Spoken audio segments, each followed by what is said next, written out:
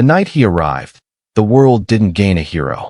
It gained a weapon, a crash in the countryside, a crying infant, a ship built for survival, not morality. He is found, not by farmers, not by kindness, but by those who see power and smile. A child raised in shadows, taught control before compassion, obedience before heart, strength before hope. They never say protect them. They say choose who lives. And he listens, growing older, faster, stronger. He learns the world is weak. He learns the world is afraid. He learns fear is a tool. And then, he asks the question no child should ever ask. What happens if they don't obey? The reply is simple, cold, patient. Make them. That's the moment the direction of his life ends. And destiny begins. He tests his limits. Not against mountains, but against people. A warehouse of criminals disappears overnight. No arrests. No survivors. Just silence. Rumors spread like smoke. A ghost in the sky. A demon in human shape. A boy with impossible strength and eyes that judge instead of see. He's not a hero. He's not a villain. He's a question mark. And the world hates unanswered questions. Governments whisper. Task forces mobilize. Someone needs to confront him. Someone who still believes in the idea of Superman, even if he's never lived it. A figure waits in a bunker lit by monitors. He studied the boy's every movement, every flight path, every act of forced compliance. A man with a plan for everything. A man who fears what the boy could become. He steps into the light. Armor plating. Synthetic kryptonite systems. A voice like a warning shot. You don't have to be what they made you. Silence. Then a heartbeat. The air vibrates. The boy turns and floats down to meet him. You think you know me. His voice is steady, almost kind. And you think I don't know myself. The armored man stands his ground. You were meant to save us. A smile. Soft. Sad. I was meant to survive you. The suit powers up. Thrusters ready. Weapons hum. Kryptonite cells glow like poisoned stars. Stand down. The armored man warns. One more step, and I stop you. The boy takes that step. The suit fires. A beam of synthetic kryptonite slams into his chest. He staggers, but doesn't fall. His hands curl. His breath shakes. Pain, new and electric. But beneath it, something worse. Acceptance. You finally taught me something, he whispers. That even gods can bleed. And then everything changes. His heat vision ignites, but not red. Black. A void that swallows color. A hunger that erases matter. It carves the bunker in half like reality has seems to rip open. The armored man is thrown back, systems failing, alarms screaming. He drags himself up, gripping a final safeguard, a trigger linked to the bunker's failsafe. If he presses it, the entire facility detonates. Kryptonite gas floods the chamber. Both of them die. A necessity. A mercy. A choice. The boy steps forward, black fire burning behind his eyes. Do you believe in fate? He asks. The armored man raises the trigger, hand shaking, voice cracking. I believe in consequences. His thumb presses down. A siren screams. Steel doors lock. Gas floods. The walls begin to shake. And the boy does not run. He walks straight into the light of the explosion. Unafraid. Unstoppable. The bunker erupts. Fire swallows the horizon. The world holds its breath. And when the flames fade, a figure floats above the crater. Unaffected. Unburned. Eyes of living darkness. He looks down at the ruin. At the man buried beneath concrete and regret. And he speaks one sentence that ends the age of heroes. I know who I am now. Smoke rises around him. Concrete melts. The air tastes like metal and endings. He floats there, silent, as alarms echo through the ruins. A funeral siren for the idea of heroes. The armored man claws out from the debris, coughing, mask cracked. He isn't dead. Not yet.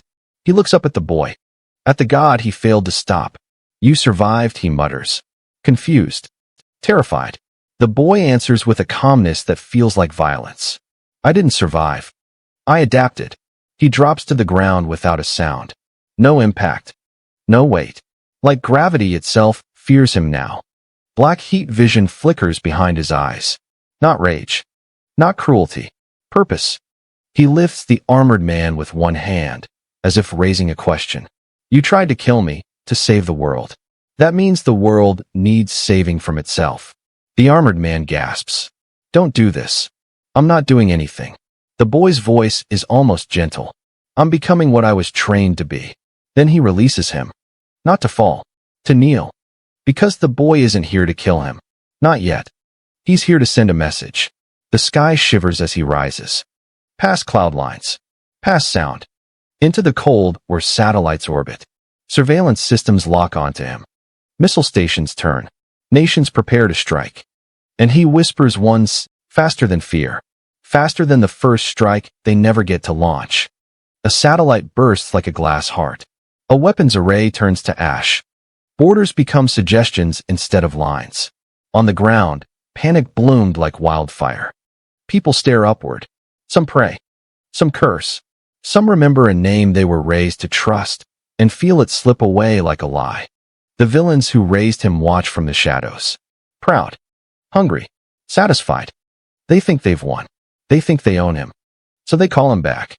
Their voices echo through encrypted channels. A summons. A command. He hears them. He answers.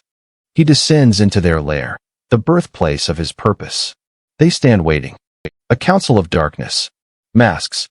Weapons. Laughable confidence. You have proven yourself, their leader says.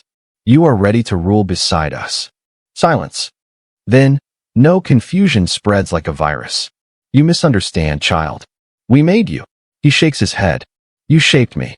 You didn't limit me. Black heat vision flickers. The room warms. Reality bends. I won't rule with you. A pause like a blade being sharpened. I will rule above you. One of them lunges. A weapon breaks against him. Another fires. The bullet dissolves before impact. He doesn't retaliate with fury, just inevitability. A wave of black flame sweeps the chamber. Walls vanish. Screams cut off like wires. When it settles, only he remains. And the leader, collapsed, ruined, unable to comprehend the thing he created. You were supposed to lead them, the leader wheezes. Not dominate them. The boy kneels beside him. Whispers. A world led is a world that can resist. A world dominated learns. He stands. Turns. Leaves the throne room burning behind him. Outside, the sky waits. Open. Silent. Terrified. He speaks to the world again. Not through radios. Not through speeches. Through action. He lands in a capital city. Any of them.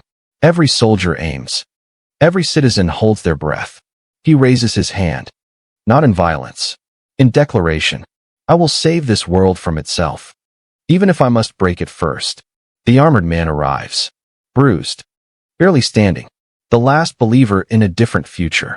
You can still stop, he says. His voice almost gone. Be more than what they made you. The boy looks at him. For a moment, there's something human in his eyes.